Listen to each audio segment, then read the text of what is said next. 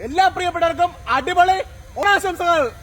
കേരളത്തിലെ വ്യത്യസ്തമായിട്ട് പൂച്ചെടികൾ നട്ടുപിടിപ്പിച്ചുകൊണ്ട് ഒരു പൂക്കളം സൃഷ്ടിക്കാൻ വേണം ഓണക്കാലമായിട്ട് ബന്ധപ്പെട്ട്. കേരളത്തിലുള്ളവര് അത്തപ്പൂക്കളം ഇടാൻ തുടങ്ങിയിട്ട് ഇപ്പൊ 2-3 ദിവസമേ ആയിട്ടുള്ളൂ. ഞാൻ 3 മാസം മുമ്പേ അത്തപ്പൂക്കളം ഇട്ട് തുടങ്ങി. അതിന്റെ റിസൾട്ട് ആണ് ദേ കാണുന്നത് കേട്ടാ. നല്ല അടിപൊളി റൗണ്ട് ഷേപ്പിലാണ് ഇത്തവണ അത്തപ്പൂക്കളം തീർത്തിരിക്കുന്നത്. 6 സെന്റ് സ്ഥലത്ത് നിർമ്മിച്ച ഈ പൂക്കളത്തിന് 10,000 ചെടികളാണ് ഉപയോഗിച്ചിരിക്കുന്നത്. കേരളത്തിൽ തന്നെ ലോകത്തിൽ തന്നെ ഏറ്റവും വ്യത്യസ്തമായ ഒരു പൂക്കളത്തിലാണ് നമ്മൾ നിൽക്കുന്നത്. 15 വെറൈറ്റി പൂക്കളും പച്ചക്കറികളുണ്ട്, ഇലക്കറികളുണ്ട്. അപ്പൊ ഇങ്ങനെയുള്ള വ്യത്യസ്തങ്ങളായ തോട്ടാണ് കേട്ടോ. അത്തപ്പൂക്കളുടെ ഏറ്റവും വലിയ പ്രാധാന്യം കൊടുക്കുന്നത് ബന്ദികൾക്കാണ്. പക്ഷെ ഇവിടെ ബന്ദി മാത്രം കൊണ്ടല്ല ഈ കാണുന്ന പൂക്കളം കംപ്ലീറ്റ് റെഡി ആയിരിക്കുന്നത്.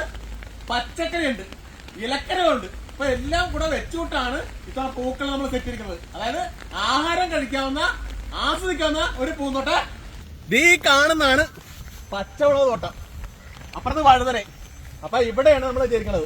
ഇവിടെ ഒരു 6 സെന്റ് സ്ഥലത്താണ് ഇങ്ങനെയുള്ള ഒരു വലിയൊരു പൂക്കൾ നമ്മൾ സൃഷ്ടിച്ചിരിക്കുന്നത്. സാധാരണ പൂക്കളിട്ടാലേ പുറത്തു നിന്ന് ആസ്വദിക്കാനേ പറ്റുള്ളൂ. ഈ പൂക്കളത്തിന്റെ പ്രത്യേകത അകത്തോട്ട് കയറി ഇതിന്റെ ഭംഗി ആസ്വദിക്കാന്നുള്ളതാണ്. കണ്ടത് കൃത്യമായിട്ട് കയറാവുന്ന രീതിയിൽ വഴികൾ ഇട്ടിട്ടുണ്ട് കേട്ടോ. അത് പതിയെ പതിയെ ഇങ്ങോട്ട് പോയി.